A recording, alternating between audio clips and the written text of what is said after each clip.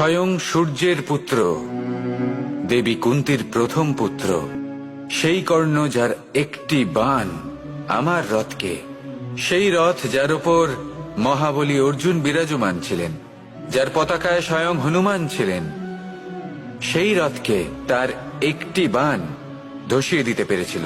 সেই কর্ণ যুদ্ধক্ষেত্রে নিজের সমাপ্তির সম্মুখীন হলেন। কারণ কি ছিল? দুর্যোধনের সাথে বন্ধুত্ব রাখার জন্য?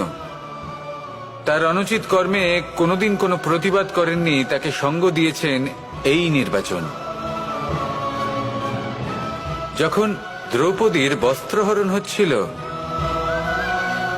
তখন তাকে বাধা দেওয়ার বদলে নীরব থাকার নির্বাচন, তার বিরোধিতা কখনো না করার নির্বাচন, এই নির্বাচনই কারণ হয়ে দাঁড়ালো কর্ণের পতনে। এই সংসারে সবার উপকার